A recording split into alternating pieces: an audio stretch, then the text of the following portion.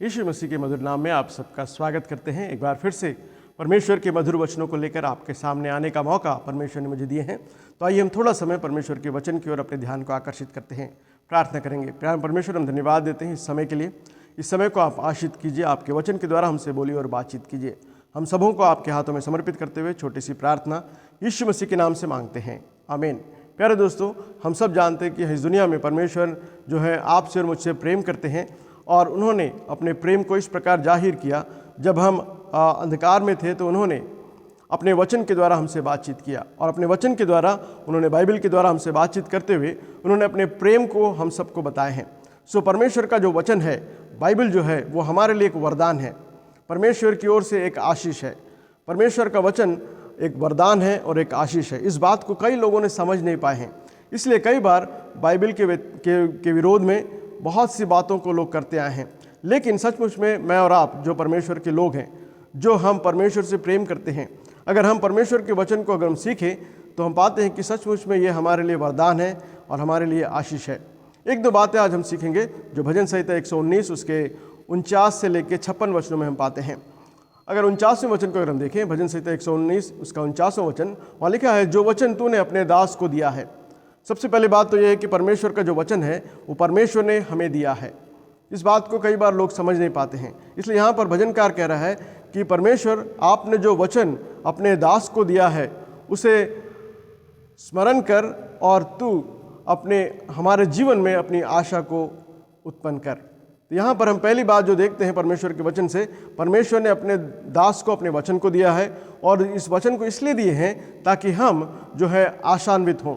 इस दुनिया में हम सब निराश हैं और हताश हैं और बहुत सी बातों को लेकर परेशान हैं। ऐसे समय में परमेश्वर का वचन हमें याद दिलाता है कि उसका वचन हमें आशा को प्रदान करता है, और इस आशा को कई लोगों ने अपने जीवन में अनुभव किए हैं।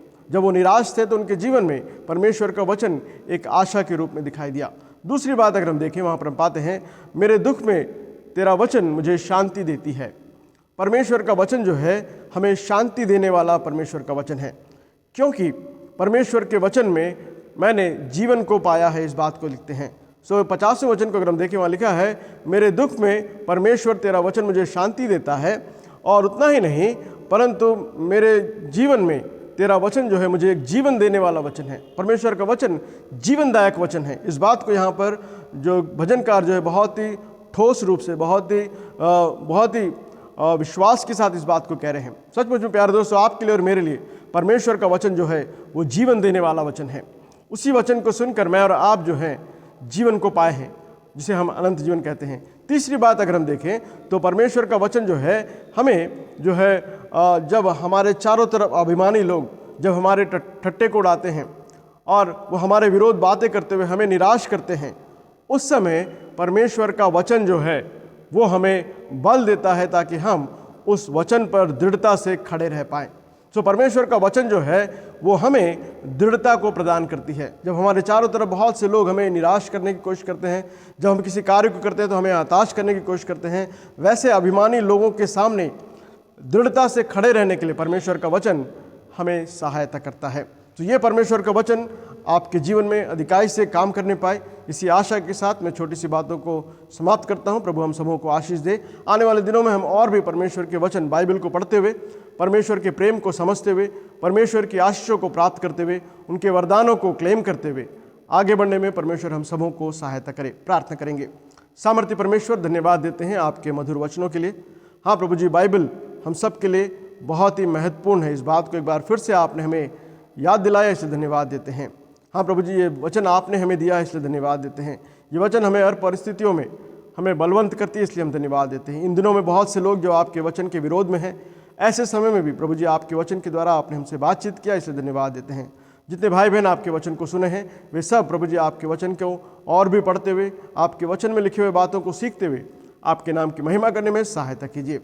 प्यारे परमेश्वर, हम धन्यवाद देते हैं आपके वचन के लिए जो हमारे लिए एक वरदान है।